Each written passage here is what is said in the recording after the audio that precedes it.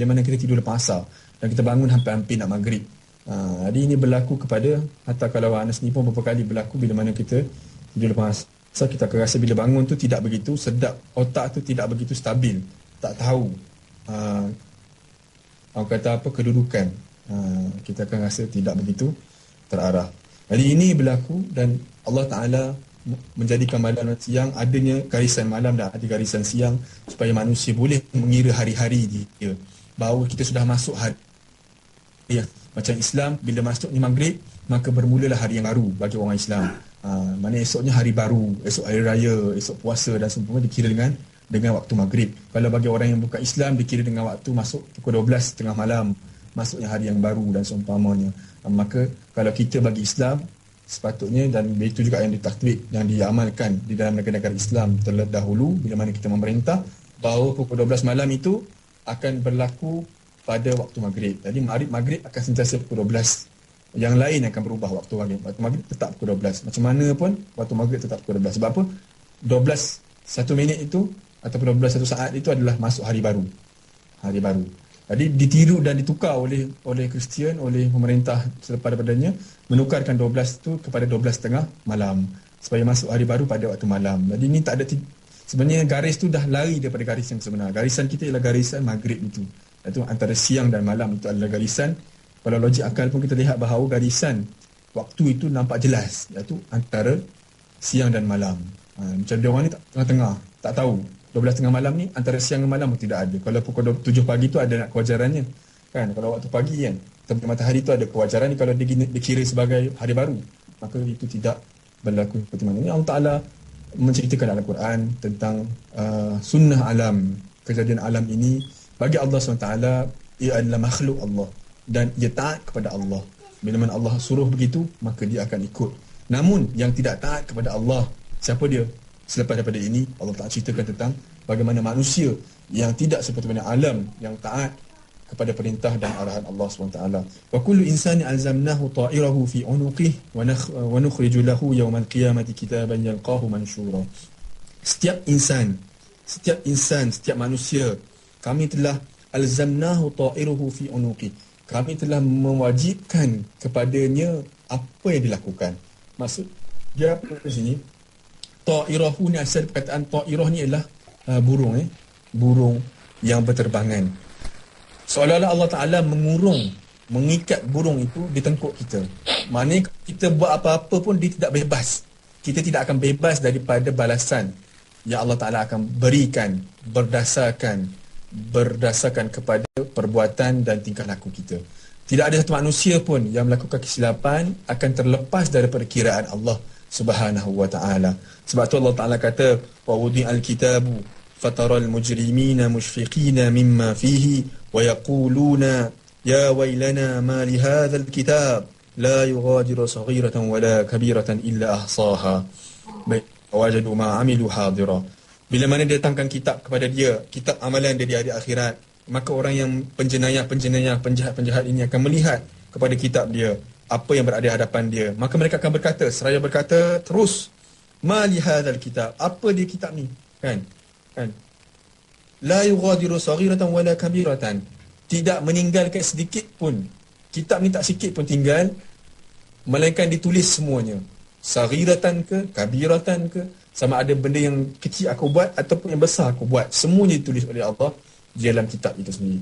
Tertulis semua tingkah laku kita, setiap saat, setiap waktu, yang mana kita sedar ataupun kita tidak sedar, yang mana kita rahsiakan ataupun kita tidak rahsiakan daripada orang lain, semuanya ditulis dalam kitab Allah Subhanahu Wa Taala. Dan orang-orang yang melakukan jenayah, melakukan kejahatan, kemungkaran, maksiat, maka mereka ini akan begitu terkejut melihat kitab mereka ni, sampaikan benda yang detail, yang kecil pun ditulis di dalam kitab, tidak ditinggalkan sedikit pun. La yughadiru saghiratan wala kabiratan illa ahsaha, tidak kecil, tidak besar ditinggalkan, melainkan semuanya dikira illa ahsaha, semuanya dikira oleh Allah Subhanahu wa taala. Wa wajadu ma amilu hadira, dan mereka mendapati apa yang mereka lakukan tu hadir di hadapan mereka, melihat semua catatan yang ada. Maka ini yang berlaku di hari akhirat nanti kepada orang-orang yang melakukan kesilapan di dunia. Maka kita minta jauh daripada Allah Subhanahu taala untuk mendapat kitab yang sedemikian rupa. Kita mohonlah kepada Allah Ta'ala agar kita mendapat kitab daripada Allah. Bila mana kita buka kitab itu, kita tersenyum lebar, melihat semua Alhamdulillah amalan-amalan kita yang kita kira, kita ingat, kita lupa dan seumpamanya. Kadang kita tak sedar pun amalan itu kita lakukan. Allah Ta'ala kira semuanya. Dan jangan kita risau tentang kebaikan yang kita lakukan. Jangan kita bilang kebaikan yang kita buat. Kita bilang kita hari ni, oh aku dah buat kebaikan, dah bagi derma banyak ni sekian. Hari ni aku dah tolong orang tu banyak ni sekian. Hari ni aku dah apa lagi, apa-apa saja kebaikan lah, kita bilang satu-satu. Tak perlu kita bilang. Yang perlu kita bilang apa dia? Kejahatan kita, kesilapan kita. Oh hari ni aku tersilap buat dosa begini, aku telah pun menyakiti hati orang-orang ni, aku telah pun mengabaikan tanggungjawab aku dan seumpamanya. Maka semua ni, ini yang patut kita bilang. Melihat itu yang diarahkan oleh Allah SWT. Jangan kamu risau dengan kebaikan kamu. Allah Ta'ala dah bilang cukup. Allah Ta'ala adalah yang paling amanah dengan apa yang ada padanya. Dia akan bilang sampai sekecil-kecilnya. Tapi kejahatan itu perlulah kamu bilang untuk kamu menginsafi, kamu menyedari dan kamu memperbaiki diri kamu dari hari ke hari untuk kamu mendapat redha Allah Subhanahu Wa Ta'ala daripada perbuatan yang telah kamu lakukan. Baik, dalam ayat ini kita melihat Allah Ta'ala mengajar kita, memberitahu kepada kita bahawa manusia tidak boleh lari daripada kesilapan dia, kan? Dan semuanya tidak akan terlepas daripada tengkuk dia, akan diikat di tengkuk dia. Wa nukhriju lahu yaumal qiyamati kitaban yalqahu mansyura. Kami akan keluarkan kitab dia pada hari kiamat. Buku catatan amalan dia akan dikeluarkan. Yalqahu mansyura, akan dicampak kepadanya dalam keadaan terbuka. Ataupun ada pendapat ulama lagi, iaitu yalqahu mansyura, iaitu disebarkan, semua orang tahu, semua orang akan boleh lihat kitab dia. Ini pendapat ulama. Ada yang kata tidak, orang lain tak boleh kitab, tengok kita je tengok. Ada kata orang semua boleh tengok kitab amalan kita. Baik. Iqra kitabaka kafa binafsika al-yawma 'alayka hasiba. Maka Allah Ta'ala akan berkata pada hari kiamat, Iqra kitabaka, bacalah buku catatan amalanmu. Kafa binafsika al-yawm, cukuplah bagi kamu pada hari ini, hari kiamat, 'alayka hasiba, iaitu kamu akan dihisap dengan apa yang telah kamu amalkan. Jadi Allah Ta'ala kata setiap orang akan terhutang dengan setiap yang dilakukan. Dia akan dibayar dengan apa yang dilakukan. Al-ghunmu bil-ghurmi, kata ulama fiqh. Al-kharaj bil-dhaman, kata ulama fiqh. Semua perkara yang kita buat pasti ada konsekuensi dia. Semua benda yang kita buat pasti dibalas dengan yang setimpal dengan dia. Kalau kita belanja, kita melabur RM100, pasti kita akan dapat dari kadang-kadang setimpal dan lebih daripada itu. Dan kalau kita melakukan kejahatan, pastilah dia akan balas dengan setimpal dengan kejahatan yang kita lakukan. Jadi ini semua telah pun dicatat dengan amalan-amalan kita pada hari itu. Jadi Allah Ta'ala kata, wa kullu insani alzamnahu ta'irahu fi unuqi wa nukhriju lahu yawmal qiyamah, pada hari kiamat kitaban yalqahu mansyura. Kami akan keluarkan pada hari kiamat kitab amalan dia dan akan dibentangkan di hadapannya. Maka Allah Ta'ala bacalah dan cukuplah kitab amalan di hari akhirat menjadi saksi kepada kamu.